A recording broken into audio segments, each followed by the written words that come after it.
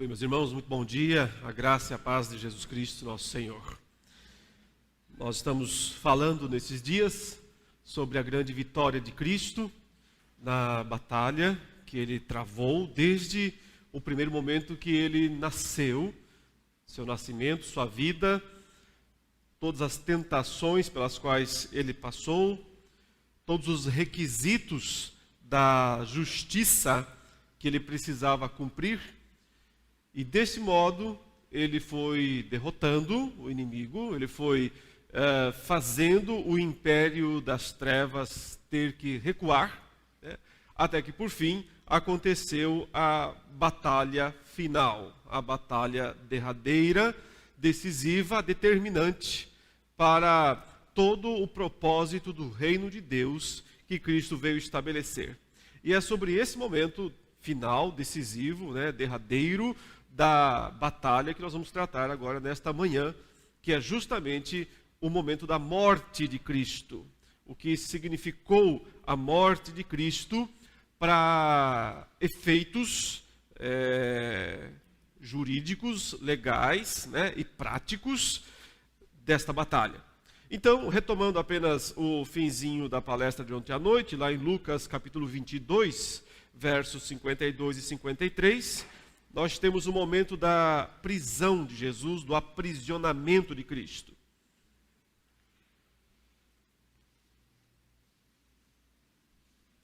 Lucas 22, após Satanás ter possuído Judas Iscariotes, e até onde se sabe, né, na história, Judas é o único homem que é dito que foi possuído pelo próprio Satanás. Geralmente são outros demônios que possuem os homens no Novo Testamento, mas nesse caso nós temos o maioral, né? O chefão mesmo, o senhor aí das trevas possuindo Judas e então conduzindo Jesus à prisão e à morte.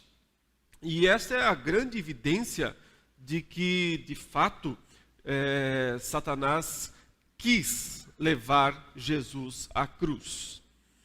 Às vezes, né, a gente imagina, por causa de algumas passagens, que Satanás teria desejado evitar que Cristo fosse à cruz. Certamente você já ouviu exposições com essa tônica, com essa ideia, baseadas em duas passagens. A primeira, aquela que nós já estudamos aqui, que é a tentação, quando Satanás oferece os reinos desse mundo e a glória deles, e diz: tudo isso te darei, se prostrado me adorares. Então, muitos pensam que com isso o diabo estava dizendo: você não precisa ser crucificado, você não precisa ir à cruz, eu posso te dar os reinos e você pode evitar a cruz.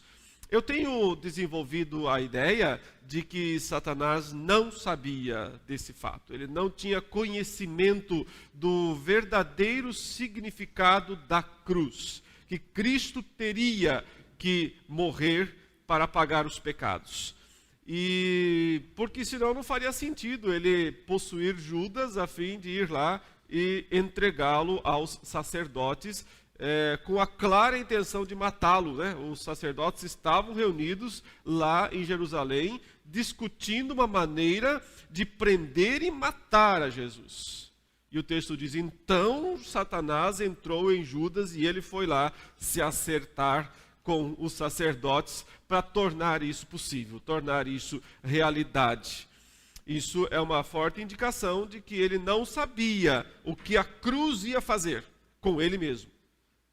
E ele viu na oportunidade de Cristo ser morto uma chance de se livrar de Jesus, ou então de pressioná-lo com a ideia da morte física, para que Cristo talvez desistisse de ser aquele Messias, né, que ele estava dizendo que ia ser, e se submetesse a Satanás como o adorando, né? A outra passagem, portanto, nessa passagem de Mateus 4, ou de Lucas 4, não há nada que indique que Satanás quisesse desviar Cristo da cruz. A passagem mais séria nesse sentido, mais difícil, é a passagem em que Jesus pergunta aos seus discípulos: quem dizeis quem o povo diz que é o Filho do Homem. Uns dizem que é Elias, outros dizem que é Jeremias, algum dos profetas. E vocês? Quem vocês dizem que eu sou? Aí Pedro diz, tu és o Cristo, o Filho do Deus vivo. Então Jesus diz a ele, bem-aventurado és, irmão, filho de João, porque não foi carne e sangue quem te revelou isso, mas meu Pai que está no céu. Na sequência, após Cristo dizer, sobre essa pedra edificarei a minha igreja, ele fala, Pedro então tem uma recaída, né? E ele diz, mas não vai acontecer nada de mal contigo, porque nós estamos aí contigo até o fim, e vamos até a morte se for preciso, nós vamos defendê-lo, o Senhor não vai morrer, ninguém vai te prender, não vai acontecer nada disso. Então Cristo diz a ele, arreda Satanás, porque és para mim pedra de tropeço. Num momento Jesus chama ele de pedra de edificação e no outro chama ele de pedra de tropeço, né? Então Pedro é assim mesmo, ele consegue ir do céu ao inferno em poucos segundos, ele consegue acertar e errar com a mesma intensidade, e ele é um bom exemplo do que nós somos também, né? Às vezes nós somos excelentes nas nossas respostas e no modo como nós reagimos a Deus, e às vezes nós somos simplesmente horríveis, né? E mesmo assim, Deus na sua misericórdia não nos abandona. Mas nesse caso Jesus o repreendeu, mas ele não disse que Pedro estava possuído de Satanás. Ele disse que Pedro estava sendo um Satanás. Jesus chama Pedro de Satanás. Ele disse, arreda Satanás, ou seja, você está sendo Satanás. Aparentemente, Satanás não estava ali em pessoa. Mas a atitude de Pedro era de um adversário. Porque o título Satanás significa adversário, opositor, né? Aquele que se opõe aos propósitos e à justiça de Deus. Então, você, Pedro, está sendo um adversário como Satanás, né? Aos planos e aos propósitos de Deus. Isso não significa que Satanás quisesse desviar Jesus da cruz. Nem significa que ele estivesse ali naquele momento. O texto não diz que ele estava ali naquele momento. Aliás, Satanás só retornou da sua expulsão, né? Porque Cristo o expulsou logo após a tentação. Então, Satanás só retornou ao campo de batalha, ele pessoalmente, nas horas finais. Justamente quando Jesus vai ser preso. E Judas, então, será o instrumento dessa prisão. E então, sim, ele vai agir sobre Pedro, não o possuindo, nunca possuindo Pedro, mas testando, reivindicando, inclusive, a Deus a autorização para poder testar Pedro e os demais apóstolos, como ele fez e como foi avisado. Tendo passado tudo isso, tendo Jesus, inclusive, também passado pelo pior teste dele, que foi aquele momento que ele fala ao Pai, se possível, passa de mim este cálice. Ou seja, ali ele revelou realmente toda a angústia da sua alma, toda a angústia do seu coração, porque Cristo não queria tomar, não queria beber aquele cálice. Evidentemente, o problema ali não era algum tipo de temor, de alguma dor física. É claro que isso não é nada agradável, evidentemente. Mas às vezes nós temos a tendência de exagerar nas nossas concepções o sofrimento físico de Jesus, como se ele fosse tudo. E ele foi insignificante perto do sofrimento espiritual que Cristo teve que enfrentar. Qualquer um dos discípulos acabou mais tarde enfrentando o mesmo sofrimento. Pedro também foi crucificado, diz a tradição, inclusive que de cabeça para baixo, né? Paulo tem um relato de sofrimentos que parecem ser maiores do que os de Cristo, fisicamente falando. Todas as vezes que recebeu dos judeus, né, a quarentena de açoites -1, 3 vezes fustigado com varas, apedrejado. Ou seja, em termos de soma, em termos de volume, podíamos dizer que fisicamente Paulo sofreu mais que Cristo. O sofrimento de Cristo foi intenso, mas foi rápido.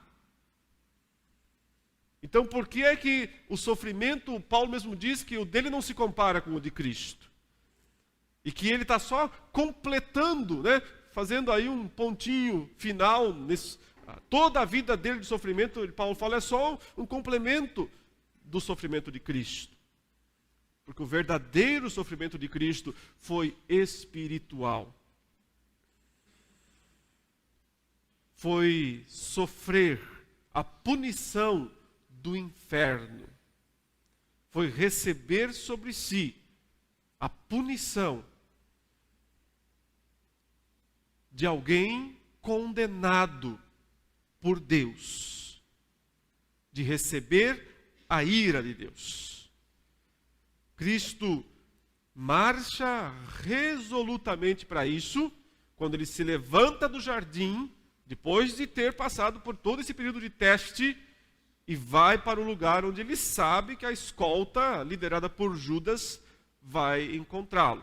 Que é como diz aqui o verso 52. Então, dirigindo-se Jesus aos principais sacerdotes, capitães do templo e anciãos que vieram prendê-lo, disse: saístes com espadas e porretes como para deter um salteador?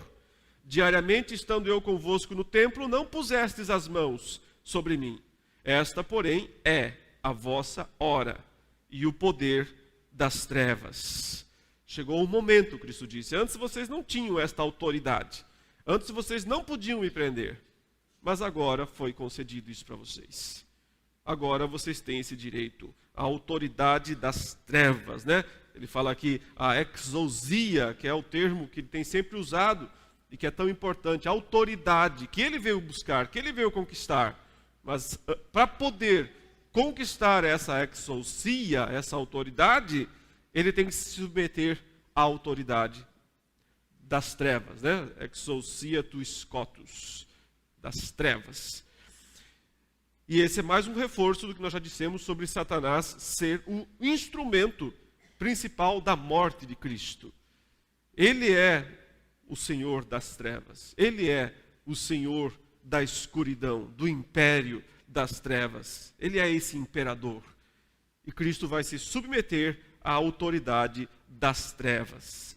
E assim, Jesus foi aprisionado e conduzido às autoridades humanas, que estão debaixo da autoridade das trevas.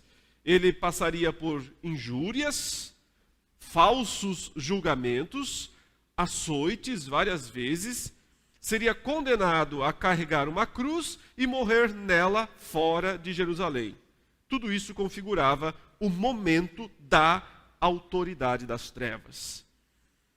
Perante o Sinédrio, o tribunal, né, de Israel, tribunal religioso de Israel, Jesus foi acusado falsamente e interrogado sobre se era o Cristo. Eles perguntam para ele, o sumo sacerdote, tu és mesmo Cristo? Lembra que eu disse, dos momentos aqui, que Jesus, ele, por um bom tempo, ele não quis aceitar esse título. Não é que ele não quis aceitar, mas ele não queria essa publicidade. Ele só aceita quando Pedro diz, tu és o Cristo, o Filho do Deus vivo, em particular com seus discípulos. E então, nesse momento, em Lucas 22, 67, no meio do julgamento, no meio, né, daquela situação que vai levá-lo à cruz. Lucas 22, 67. Olha a pergunta. Se tu és o Cristo, dize-nos. É isso que eles estão agora. Eles querem uma resposta direta de Jesus. Porque ele até então não tinha assumido isso de fato. E eles querem que ele assuma para quê? Para segui-lo? Não, para ter prova contra ele. Para poder condená-lo. Se tu és o Cristo, dize-nos. E nesse momento, Jesus lhe respondeu, se vô-lo disser, não o acreditareis. Também, se vos perguntar, de nenhum modo me respondereis.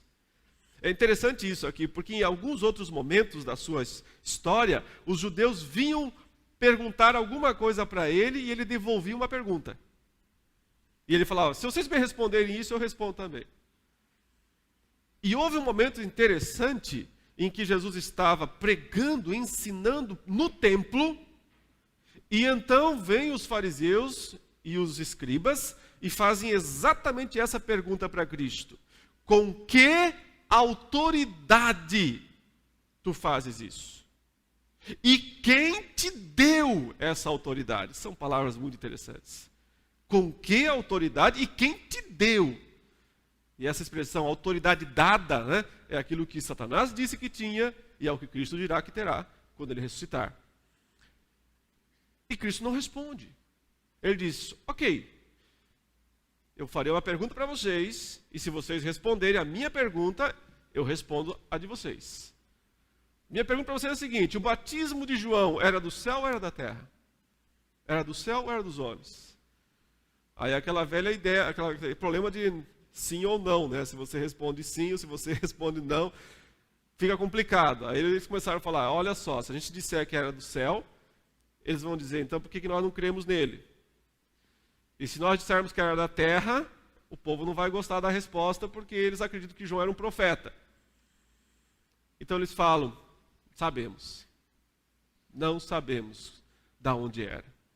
Então Cristo diz, também eu não direi para vocês de onde é que eu recebi a autoridade. É o que ele está falando aqui. Se eu disser, vocês não vão crer. E se eu perguntasse para vocês, vocês não vão responder da mesma maneira. O que é a autoridade? O que significa ser Cristo? Porque vocês não sabem o que significa ser Cristo. Porque vocês não sabem de onde vem a minha autoridade. Mas então ele fala, desde agora estará sentado o Filho do Homem à direita do Todo-Poderoso Deus. Desde agora estará sentado. Ele anuncia, ele antecipa, ele profetiza para os sumos sacerdotes. Qual será o resultado de toda a sua obra? Assentar-se à direita de Deus. Podemos dizer que todo o objetivo de Cristo, desde que ele colocou o pé aqui nesse mundo, sempre foi isso daqui. Assentar-se à destra do Todo-Poderoso Deus. Talvez vocês perguntem, mas por que isso era tão importante para ele? Ele já não é o Filho de Deus, já não é a segunda pessoa da Trindade, já não tem todo o poder, eternidade, glória, etc. Sim.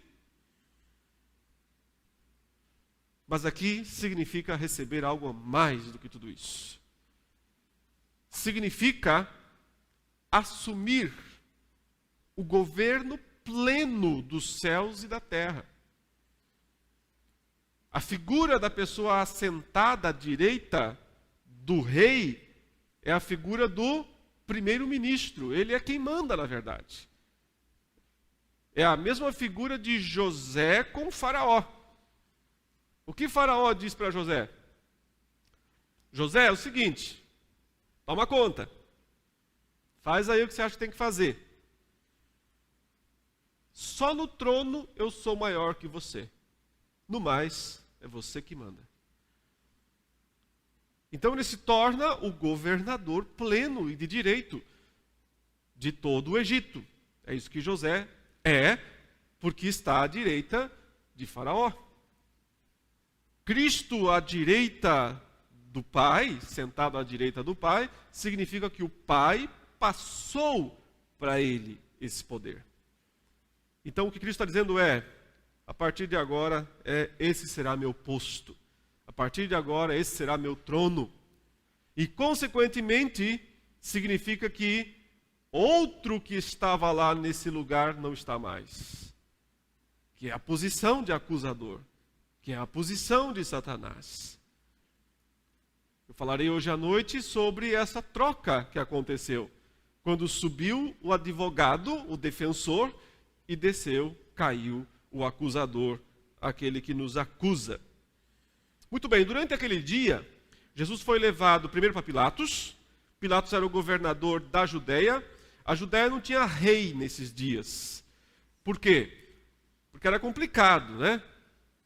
O povo só aceitaria um rei da descendência de Davi. Então não havia mais como colocar isso. Era muito perigoso para Roma permitir que um desses se achassem, né? Um descendente de Davi. Você tem que entender o seguinte: Roma permitia reis locais, reis regionais, mas tinham que ser reis submissos ao imperador, submissos a Roma. É complicado deixar na Judéia, ali em Jerusalém, um descendente de Davi reinar. Então eles permitiam que Herodes reinasse. Herodes não era judeu. Herodes tinha uma história complicada, era de uma família real, mas da Idumeia. E o Herodes, então, governava, mas os judeus não aceitavam o governo dele. Para tentar agradá-los, Herodes mandou reconstruir o templo, reformar o templo. Esse templo que Cristo foi apresentado e no qual ele esteve, e isso pacificou um pouco os judeus, pela glória daquela construção que Herodes mandou fazer. Mas mesmo assim, havia vários Herodes, você sabe, né? Eles eram uma família, um governava uma região, mais ao norte, mais ao oeste, e finalmente o Herodes o Grande é que governava antigamente a Judéia. Mas por causa de todos esses problemas, Roma resolveu colocar um interventor direto em Jerusalém e na Judéia. Então ele mandou um cônsul, ou um procônsul. O imperador manda um emissário dele direto, se chama Pôncio Pilatos. E ele não é um rei, ele não tem sangue real, ele é um funcionário, por assim dizer, mas ele representa o imperador. Então ele tem tanta autoridade quanto o Herodes ou os outros reis. E é por isso que inicialmente os judeus não mandam Cristo para Herodes, porque eles querem que ele seja executado por Roma. Então eles mandam ele para Pilatos. E Pilatos o recebe, o interroga e diz: você era da Galileia? Eu sou da Galileia. Então vai lá para o Herodes. E ele manda Jesus para o Herodes. O Herodes recebe Jesus, interroga Jesus, né? Queria saber quem é esse cara aí, né? Será que é o João Batista que ressuscitou mesmo? Né? E ele vai conversar, no final ele diz: pode voltar lá para o Pilatos. Ficam jogando um para o outro, né? Parece autoridades atuais, né? Quando tem que resolver um problema, vai para o fulano, vai para o Beltrano, volta para aquele. E aí devolve Jesus para Pilatos. Inclusive os evangelistas dizem que isso resolveu um problema entre os dois, porque os dois estavam brigados, né? Pilatos e Herodes. Mas quando Pilatos fez a gentileza de mandar Jesus para o Herodes disse: mas não é que esse Pilatos é gente boa? Então, né, fizeram as pazes, e aí o Herodes disse: mas quer saber, Pilatos, você é tão gente boa que eu não vou fazer esse julgamento, pode fazer você. E devolve Jesus para Pilatos. Aí o Pilatos está com a cabeça quente, né? Agora, eu tenho que julgar esse caso, eu não encontro nada realmente comprobatório de que ele fez algo, de que ele é um líder de um motim, de que ele está liderando uma revolução contra Roma. Eu não vejo nada nesse sentido, mas eu tenho a pressão dos sacerdotes, querem que eu o mate, querem que eu o execute, porque os próprios sacerdotes não podiam executar, eles não tinham poder de executar, os judeus não podiam mais fazer os apedrejamentos, isso tudo era ilegal. Roma podia fazer, os judeus não. Então, eles, se quisessem que a coisa fosse legal, eles tinham que entregar realmente para Roma. Nesse vai e vem, chega uma situação interessante, que está lá no livro de João, pode abrir lá, no capítulo 19.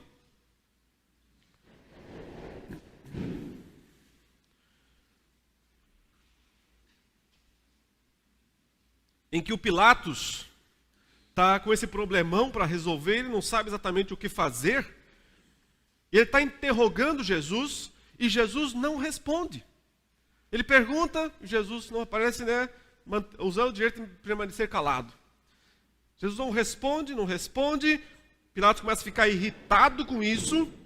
E o verso 10 diz: não me respondes? O Pilatos pergunta: você não vai falar nada? Não me respondes? Não sabes que tenho autoridade para te soltar e autoridade para te crucificar? Quando Pilatos usou essa palavrinha, Cristo disse, como é que é? Ele estava em silêncio, não respondia nada.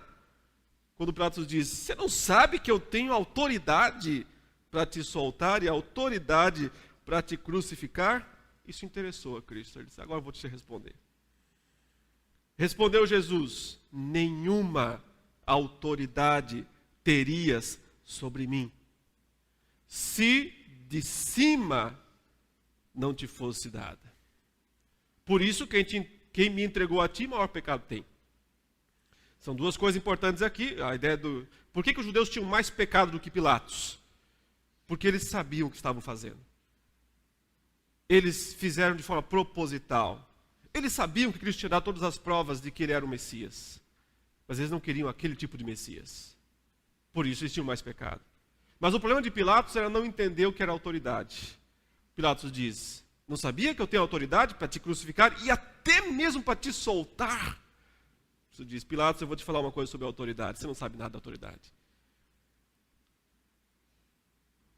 Se do alto não te fosse dada, você não tinha poder nenhum sobre mim. Por que Cristo está se submetendo à autoridade das trevas? Porque existe uma autoridade maior, acima, exigindo isso. É necessário. E por isso, mesmo que Pilatos quisesse soltar a Cristo, ele não podia. Ele não tinha esta alternativa de fato. Porque ele não podia simplesmente invalidar todo o plano da redenção. O cordeiro tem que ser morto na Páscoa. A Páscoa está chegando. Cristo tem que ser crucificado. Irmãos, quando Cristo deixou o pretório romano, onde ele foi então finalmente condenado, né? Pilatos lavou as mãos, tudo certinho, né? Mas o condenou. Aquele pátio do pavimento chamado Gabatá, né? Diz aí em João 19:13, ele tomou a direção do Calvário, do Gólgota, carregando a cruz, né? João 19:17.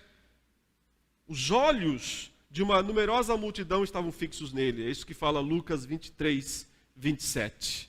Todo mundo olhando fixamente para aquele homem carregando aquela cruz, saindo lentamente de Jerusalém em direção à montanha da caveira, né? O Calvário. Mas não é exagero dizer que não apenas os olhos de toda Jerusalém estavam fixos em Cristo. Podemos dizer que os olhos dos céus e dos reinos espirituais também estavam fitos naquele homem que carregava a cruz. Porque esse era o momento decisivo. Aqui a história do mundo mudou para sempre. Aqui aconteceria o maior evento da história, desde a criação do mundo. A guerra ia ser decidida, a batalha ia chegar ao seu ápice, ao seu momento crucial. Não tem registro de possessões demoníacas ali em volta das ruas de Jerusalém. Nem mesmo é dito que Satanás volta ali, ele já fez seu papel, já cumpriu sua parte em todo este acontecimento. Mas algumas expressões do que a multidão fala para Cristo nessa hora devem ser consideradas. E eu quero que você veja tanto em Lucas quanto em Mateus isso. Em Lucas 23, 35, Lucas 23, 35, o povo estava ali e a tudo observava. Também as autoridades zombavam e diziam, salvou os outros, a si mesmo se salve, se é de fato o Cristo de Deus, o escolhido. Igualmente os soldados o escarneciam e, aproximando-se, trouxeram-lhe vinagre, dizendo, se tu és o rei dos judeus, salva-te a ti mesmo. São expressões, irmãos, que vieram dos lábios de homens, mas bem poderiam ter vindo também de lábios demoníacos. Eles repetem muitas das coisas, que Satanás mesmo, que os outros demônios disseram a Jesus, especialmente, se és mesmo o Filho de Deus, se tu és, por que não faz o que um filho de Deus deve fazer? É exatamente isso que Mateus narra no capítulo 27, verso 39 até o 40. Os que iam passando blasfemavam dele, meneando a cabeça, que é um gesto judaico de reprovação, de nojo, meneando a cabeça de desprezo e dizendo: ó tu que destróis o santuário e em 3 dias o reedificas, salva-te a ti mesmo se és filho de Deus e desce da cruz. No verso 41, de igual modo, os principais sacerdotes com os escribas e anciãos escarnecendo diziam: salvou os outros, a si mesmo não pode salvar-se. É rei de Israel, desça da cruz e creremos nele. Confiou em Deus, pois venha livrá-lo agora, se de fato lhe quer bem, porque disse: sou filho de Deus. Eles estão escarnecendo do que Cristo, do batismo, daquela situação em que o Pai disse: este é meu filho amado, em quem eu me comprazo. Usando os mesmos termos satânicos da tentação: se tu és o Filho de Deus, faz alguma coisa. Por isso que eu digo, embora sejam homens, mas é difícil dizer o quanto há de humano ou demoníaco nessas palavras cheias de escárnio. Eles estão tripudiando sobre Cristo. Os demônios estão em festa, alvoroçados. Eles estão comemorando essa situação porque eles já acham que venceram. E Cristo aguentou pacientemente as ofensas e o sofrimento físico até então.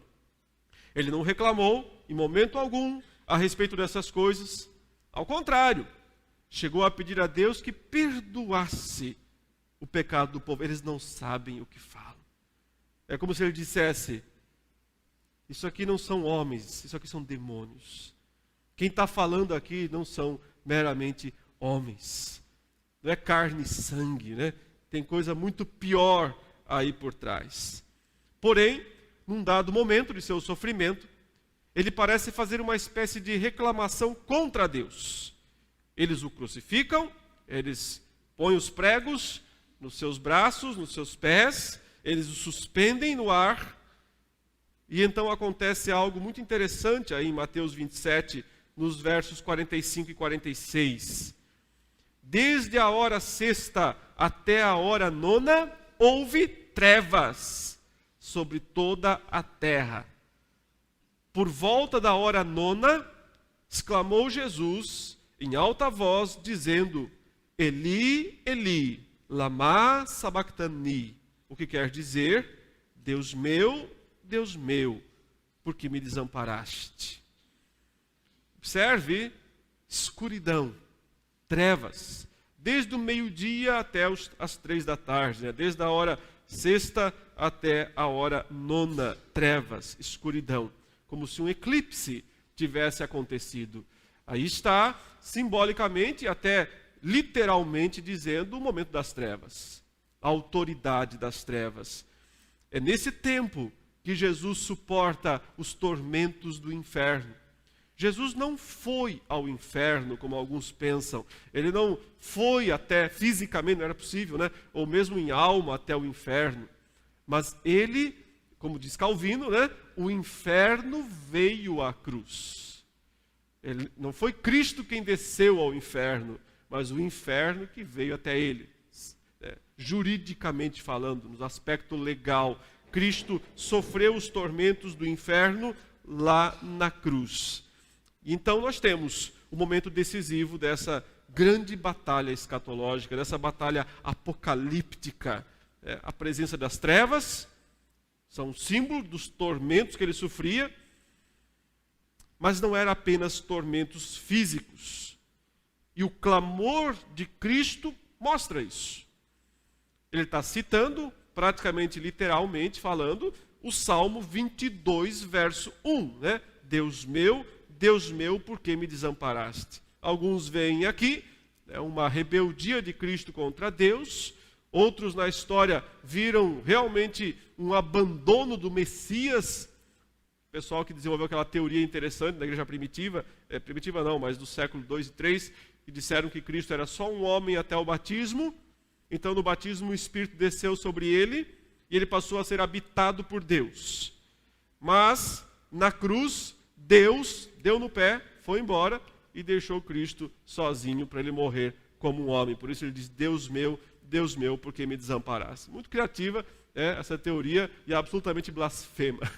Né? O ponto aqui é quando Cristo cita o Salmo 22, ele está dizendo que ele é aquele profetizado pelo Salmo 22, que se tornou, alguns termos do Salmo 22 são muito interessantes. Por exemplo, o Salmo 22, versos 6 e 8, ele diz, mas eu sou verme e não homem, opróbrio dos homens e desprezado do povo.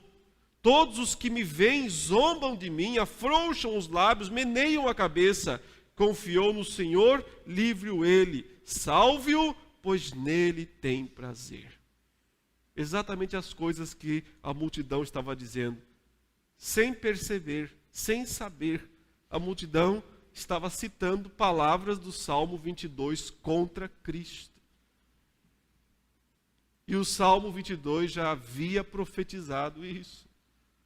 Percebe como as pessoas cumprem o plano de Deus, mesmo sem querer, mesmo sem ter intenção de fazer isso?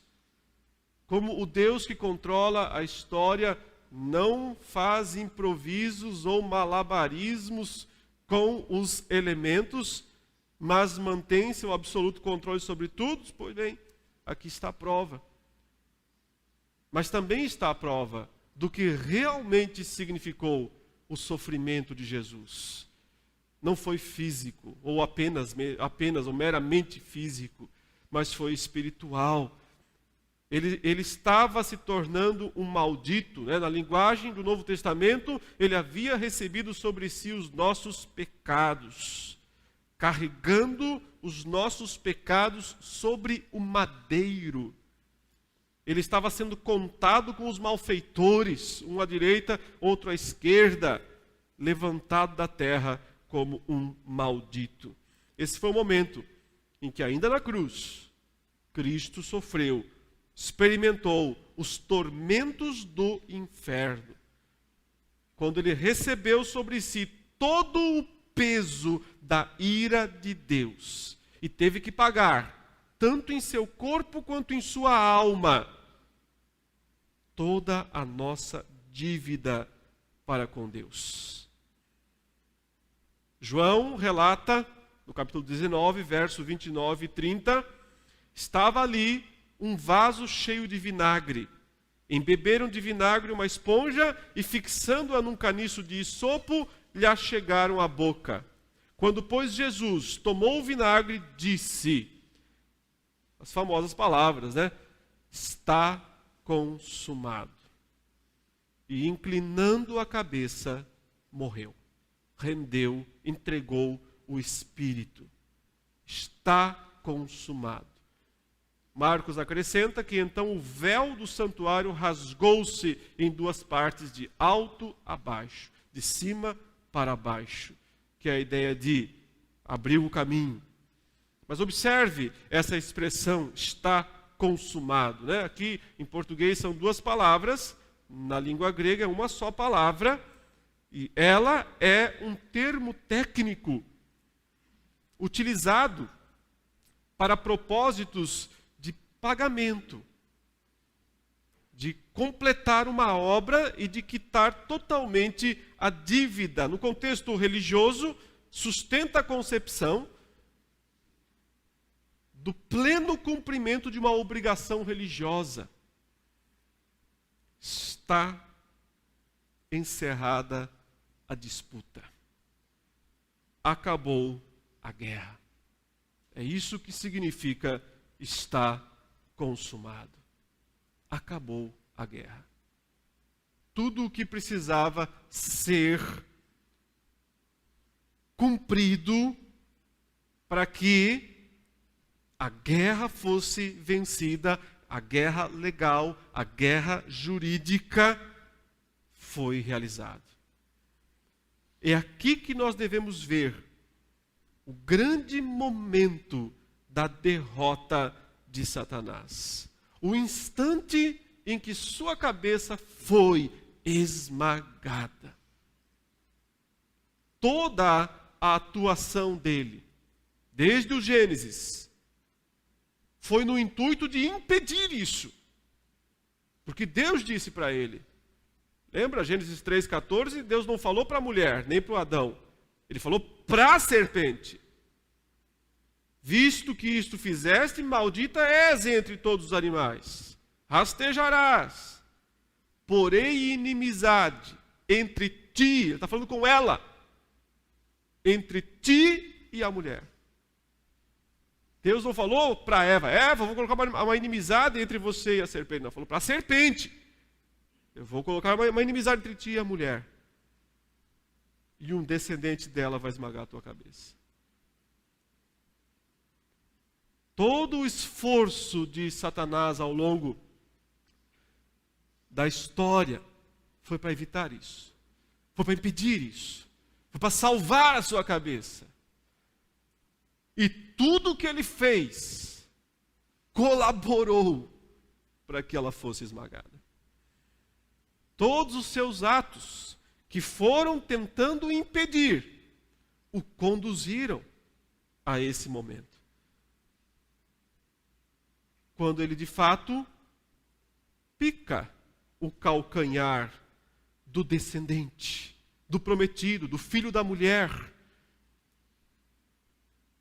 E pensa que venceu com isso. Eles estão em festa, os demônios estão tripudiando, vencemos. E então, num piscar de olhos, Cristo diz este termo, profere esta palavra, está pago. E então, toda a vitória deles se reverte em plena, completa e definitiva derrota. Então eles percebem que perderam. E de uma maneira absolutamente irreversível. Não há mais nada que eles possam fazer para tentar evitar isso. Algumas passagens do Novo Testamento, meus irmãos, nos ajudam a entender um pouco melhor isso. Eu quero convidar você a ler agora Hebreus, capítulo 2, versos 14 a 15. Depois nós vamos ler Colossenses 2 e fechar essa exposição com João 12. Hebreus 2, 14 e 15 diz: visto, pois, que os filhos têm participação comum de carne e sangue, destes também ele igualmente participou. O que ele está falando? Ele está dizendo assim, os seres humanos são feitos de carne e sangue, não são? Então, se Deus quisesse salvar os seres humanos feitos de carne e sangue, Cristo tinha que se tornar semelhante a eles. Então, ele se tornou participante da natureza humana. Por quê? Porque o único modo de pessoas de carne e sangue cumprirem o julgamento é serem mortas. Então o texto diz, ele participou, ele se tornou participante da natureza humana para que pudesse morrer. Todo o objetivo era morrer. Ele nasceu para morrer. Para que por sua morte, e aí vem a grande descrição, destruísse aquele que tem o poder da morte, a saber, o diabo, e livrasse todos que, pelo pavor da morte, estavam sujeitos à escravidão por toda a vida. São muitas frases, muitas palavras importantes. Observe, ele, por sua morte, viria a destruir o que outrora tinha o poder da morte. E é chamado aqui de o diabo. Para livrar os que esse senhor da morte mantinha na escravidão. É o sentido jurídico, é legal, isso não é uma coisa mágica, não é que o diabo tem poder de matar as pessoas que ele quiser, isso ele não tem, nós sabemos. Sem a autorização de Deus, ele não pode matar ninguém. Só Deus dá a vida, só Deus tira a vida. Se Deus autorizar, ele pode. Os filhos de Jó foram mortos por instrumentalidade dele, mas sob a autorização de Deus. Quando ele quis fazer isso com Jó, Deus disse, não pode tirar a vida dele. Então, não é uma questão física, não é que Satanás tem o poder de matar as pessoas. O poder da morte é o poder de reivindicar a morte. É o poder de julgamento, é o poder de acusação.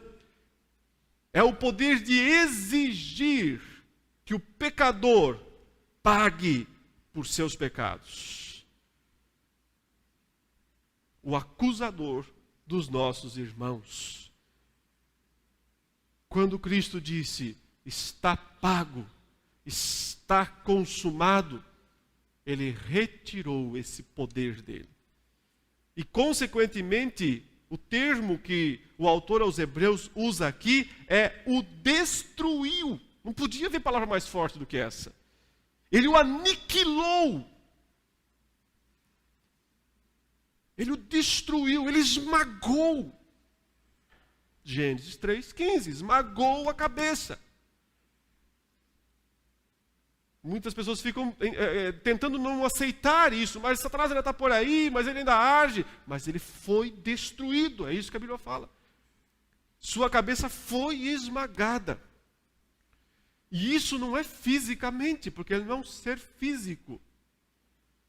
Isso é legalmente. A autoridade dele foi esmagada. A autoridade dele foi destruída. O texto fala isso. Para que destruísse aquele que tem o poder da morte, a saber, o diabo.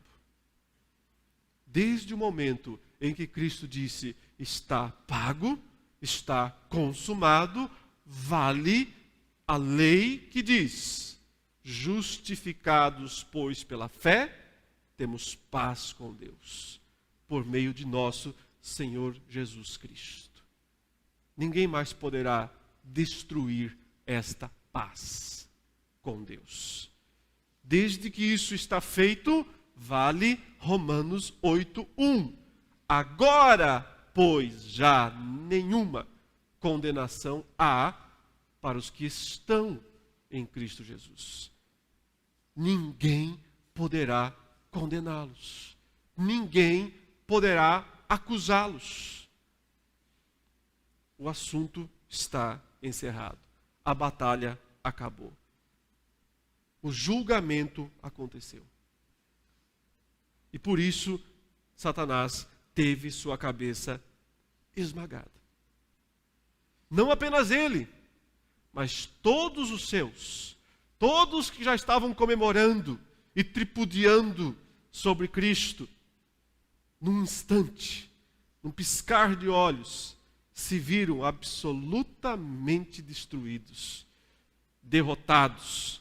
Como Paulo relata em Colossenses capítulo 2, versos 13 a 15.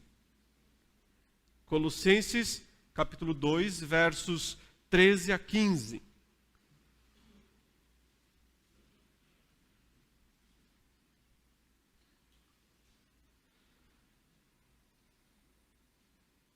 Aqui nós temos uma descrição detalhada a respeito dessa grande vitória jurídica de Cristo sobre os demônios. Paulo já estabeleceu que através do batismo, os crentes têm recebido, o perdão judicial de Deus. Ele diz assim: e a vós outros que estáveis mortos pelas vossas transgressões e pela incircuncisão da vossa carne, vos deu vida juntamente com ele, perdoando todos os nossos delitos. Olha, só termos jurídicos aqui, Delitos é um termo muito legal, muito jurídico. E aí vem o modo como ele fez isso. Tendo cancelado o escrito de dívida que era contra nós e que constava de ordenanças, quer dizer, de exigências, o qual nos era prejudicial, removeu-o inteiramente, encravando-o na cruz, e despojando os principados e as potestades, publicamente os expôs ao desprezo, triunfando deles na cruz. Veja que há um instrumento legal aí que teve que ser destruído. Ele chama de um escrito de dívida. Literalmente, Paulo usa uma palavra só também na língua grega para estudo. Ele diz um escrito à mão. Um queirografo, queiro, mão, grafo, escrito. Um queirografo. Um escrito à mão. Esse é um documento legal. Mas antes que você pense que isto é a lei de Deus, eu vou lhe dizer, não é a lei de Deus. Não é o termo usado para descrever a lei de Deus. Até porque Cristo não fez essas coisas todas aqui com a lei de Deus. Veja que ele descreve que Cristo fez 3 coisas com esse documento, com esse escrito à mão, esse escrito de dívida, essa confissão de dívida. Ele fez 3 coisas. Diz que ele removeu-o inteiramente, encravou-o na cruz e que ele também o rascou. Essa é a ideia. Ele o rasgou, ele pegou e passou a tinta por cima. Tudo isso ele fez não com a lei de Deus. Porque a lei de Deus não foi cancelada. A lei de Deus não foi inteiramente removida. E a lei de Deus não foi encravada na cruz. O que foi então? O que é esse queirografo? O que é esse documento escrito à mão? Que consta de acusações contra nós. Esse aqui é o documento de Satanás. É a sua é o seu poder. É o que resume todo o seu poder. Tudo o que ele fez durante todo o Antigo Testamento foi apenas escrever anotações e exigir a condenação dos pecadores. Com base na lei de Deus. Olha, não é a lei de Deus. Mas Satanás está escrevendo a ele mesmo, com a mão dele, um documento baseado na lei para condenar as pessoas. O salário do pecado não é a morte? Então por que Deus não dá esse salário de uma vez para as pessoas? É isso que ele fala, é isso que ele exige. Quando Cristo disse, está pago, está consumado, ele primeiro cancelou esse documento, como o texto diz, e tendo cancelado o escrito de dívida que era contra nós, cancelar foi a melhor opção que os tradutores acharam para traduzir o sentido do termo que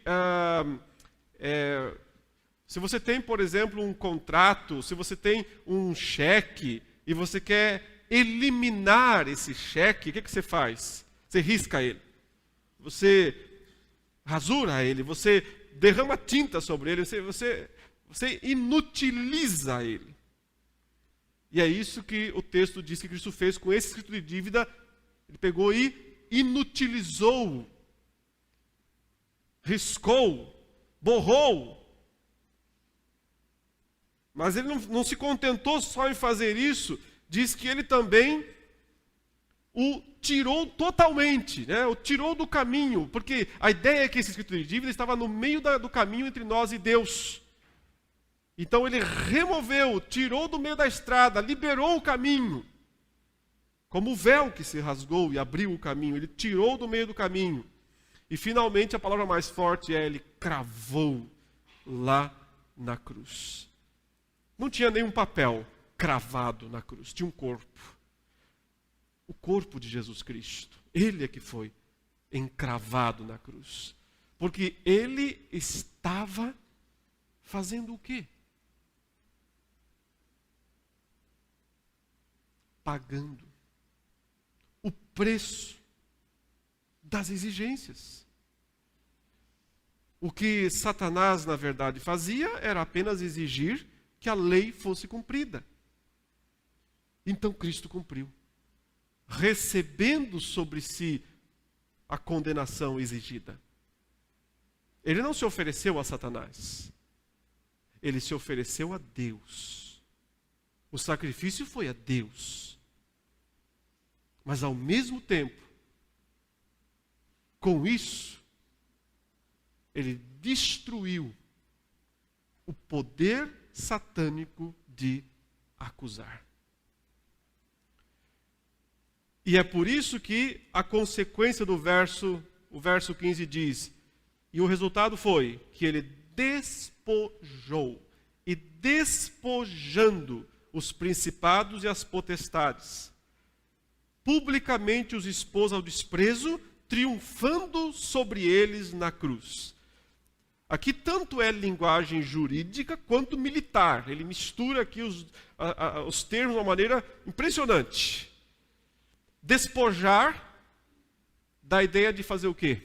Retirar as roupas, retirar os bens, retirar os valores. Na linguagem militar, isso acontecia quando um exército derrotava o outro. Quando o exército romano derrotava os exércitos bárbaros, eles despojavam os bárbaros. O que quer dizer? Tiravam tudo. Tudo, absolutamente tudo, inclusive as roupas, dinheiro, armas, o que eles tivessem. Isso é o significado do termo despojar. E isso está sendo dito que Cristo fez com aqueles demônios que comemoravam a sua morte há pouco e que achavam que estavam triunfando sobre ele. E de uma hora para outra perceberam que foram limpados, ficaram lisos. Não sobrou absolutamente nada que eles pudessem manter como seus trunfos de guerra. Mas o texto não diz que Cristo apenas os despojou, diz que ele fez algo mais com eles. Publicamente os expôs ao desprezo. Mas quem foi antes despojado e publicamente exposto ao desprezo? Cristo. Não sortearam as vestes dele? Não tiraram o seu manto? Não o despojaram, portanto? Antes disso, não o expuseram publicamente ao ridículo? Ele não foi um espetáculo público de desprezo? É isso que Paulo está dizendo.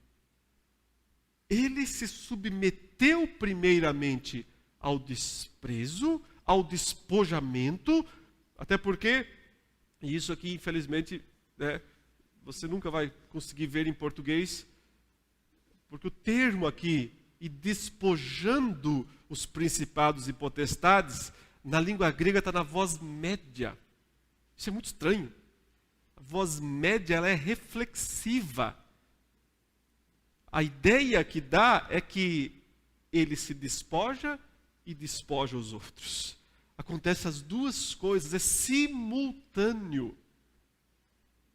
Ele está sendo despojado, ele está sendo ridicularizado, ele está sendo humilhado, mas então ele faz exatamente isso com aqueles que estavam comemorando a sua derrota.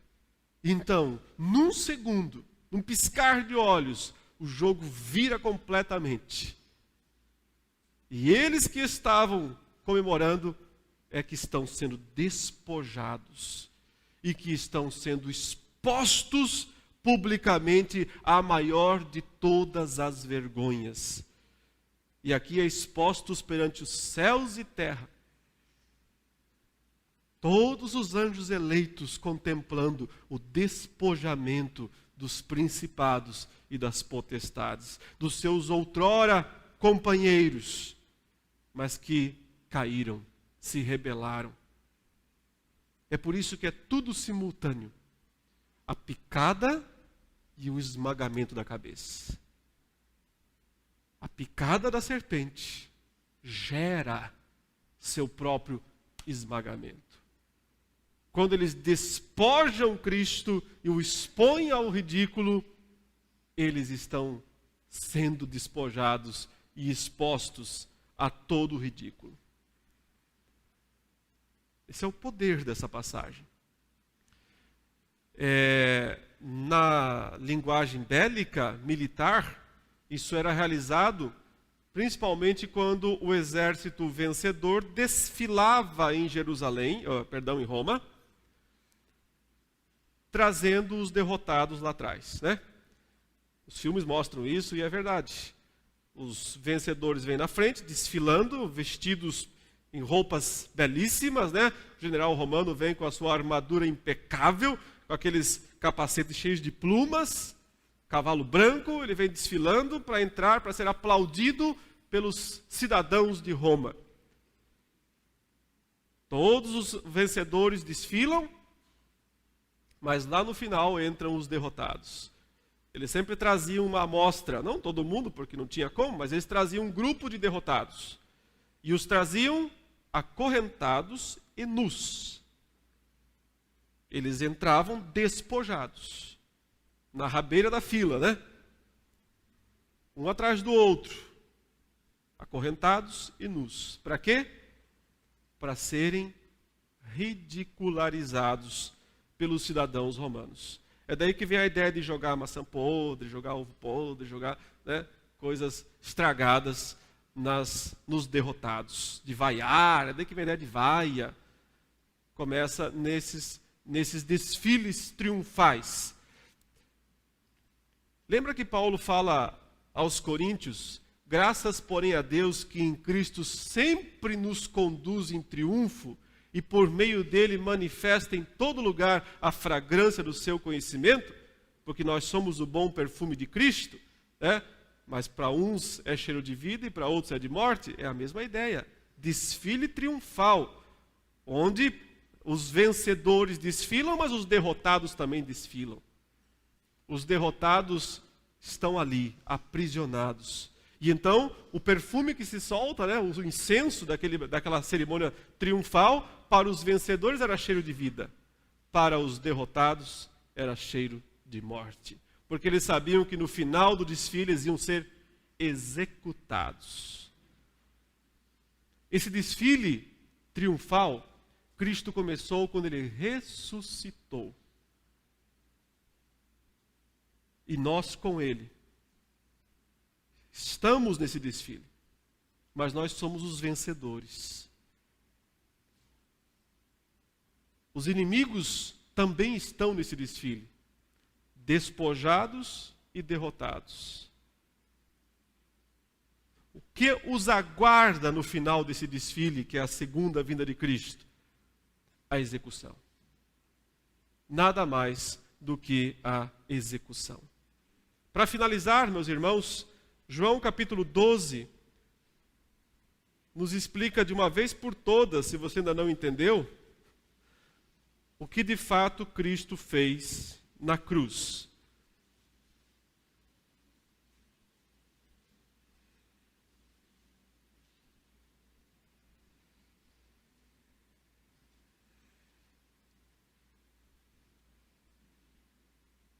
Nos versos 21 e 22, André e Filipe vão levar a Jesus a solicitação de um grupo de estrangeiros que queria ter uma entrevista com Jesus, né? Alguns gregos, aí diz aí os versos 20 em diante, alguns gregos estavam ali e queriam ver a Jesus, queriam ter uma entrevista, um encontro pessoal. Eles eram provavelmente uma comitiva.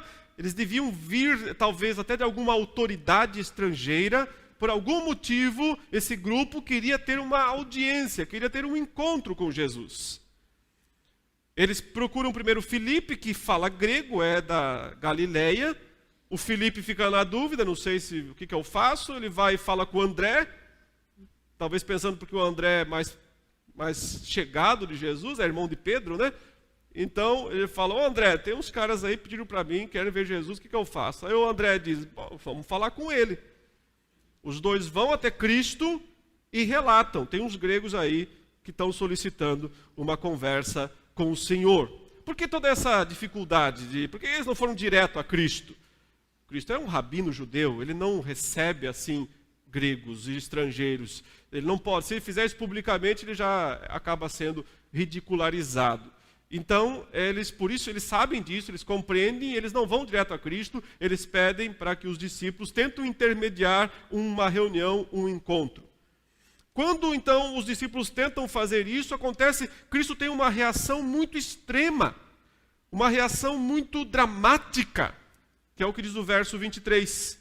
Respondeu-lhes Jesus, ou seja, qual é a resposta? Vai dar entrevista? Não vai dar entrevista? Não, não fala nada disso.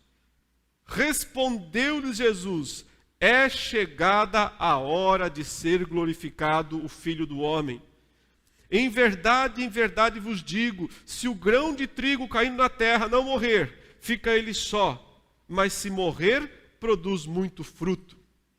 Por que ele fala essas coisas em resposta à pergunta daqueles dois? Ele parece nem responder o que eles estão perguntando, mas ele está respondendo o que eles estão perguntando, de uma maneira que eles ainda não podem compreender, mas ele está. Toda a angústia que foi despertada em Cristo por aquele aparentemente tão simples pedido dos gregos, foi exposta nas seguintes palavras, verso 27. Agora está angustiada a minha alma, e que direi eu? Pai, salva-me desta hora? Mas precisamente com este propósito vim para esta hora. Percebe o que um simples pedido de uma entrevista gerou em Cristo? Por que gerou tudo isso? Por que toda essa conturbação, né? Acontece tanta coisa nesse meio ali, né? Daqui a pouco até o Pai fala do céu, acontece coisas inimagináveis. E os discípulos não deviam estar entendendo absolutamente nada, porque eles apenas tinham ido levar o pedido daqueles dois gregos, ou daquele grupo de gregos que queriam falar com Jesus. Eles deviam estar pensando, por que nós fomos falar isso para ele, né? Criamos toda essa confusão aí, né? Ou então, porque ele só não fala de uma vez, sim ou não, né? Porque toda essa coisa, né? Mas então a explicação nos vem nos versos 31 a 33, quando Cristo diz, chegou o momento de ser julgado este mundo, e agora o seu príncipe será expulso. E eu, quando for levantado da terra, é igual a serpente de bronze levantada no deserto, atrairei todos a mim mesmo. Isto dizia, significando de que gênero de morte estava para morrer. E aí, Cristo concedeu ou não a entrevista que os gregos queriam? O que vocês acham? Sim ou não? Não. Ainda não. O que ele disse foi: anota na agenda, depois do Pentecostes.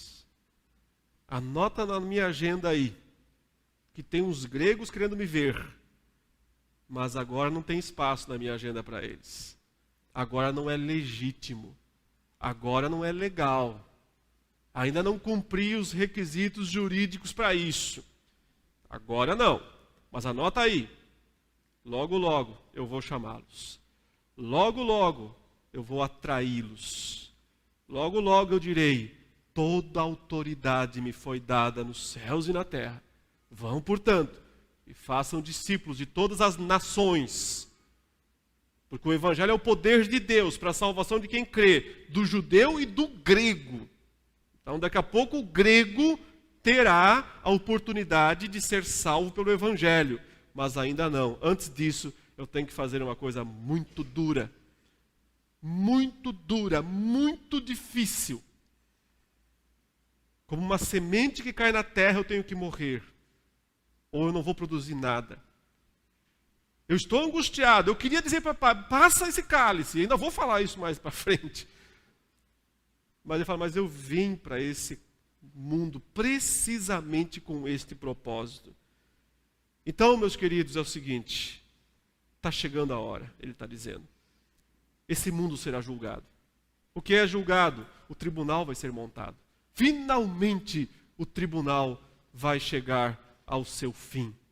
Finalmente, vai haver esse grande juízo. Não é o final, tá? Não é o juízo final. Isso é a cruz. É o momento do juízo da batalha, do final da batalha escatológica, do final da batalha jurídica. E ele diz: o seu príncipe, e esse príncipe é Satanás. Veja, Cristo reconhecendo ele como príncipe. Príncipe deste mundo. Ele diz: este príncipe será expulso. Ele perderá seu lugar nos céus. Ele perderá seu posto, seu trono, seu poder de acusar e de enganar as nações. Por isso eu vou atrair os gregos daqui a pouco. Ele vai perder esse posto. Quando? Quando eu for levantado. Como a serpente de bronze no deserto. Como ele falou para o próprio Nicodemos, né? Assim como Moisés levantou a serpente de bronze, assim o Filho do Homem será levantado, para que todo aquele que nele crê não pereça, mas tenha a vida eterna. Quando eu for levantado, eu atrairei todos a mim. Na cruz, Jesus destruiu Satanás. Ele esmagou sua cabeça. Ele quebrou seus dois grandes trunfos, suas duas grandes armas de guerra: enganar as nações, acusar os nossos irmãos. Tendo perdido essas duas grandes armas de guerra, a batalha acabou. Satanás sabe que não tem condições nenhuma de reverter a derrota. Foi despojado. Ele e todos os seus demônios. Despojados. Por isso, meus irmãos, nós nunca conseguiremos exaltar suficientemente a grandeza da glória de Cristo. Nós nunca conseguiremos exaltar o suficiente a obra dele, o que significou ele morrer lá na cruz. Podemos tentar e devemos, mas nós nunca chegaremos ao ponto de sermos gratos o suficiente por tudo o que Jesus fez por nós, por tudo o que significou o seu nascimento, a sua vida e a sua morte.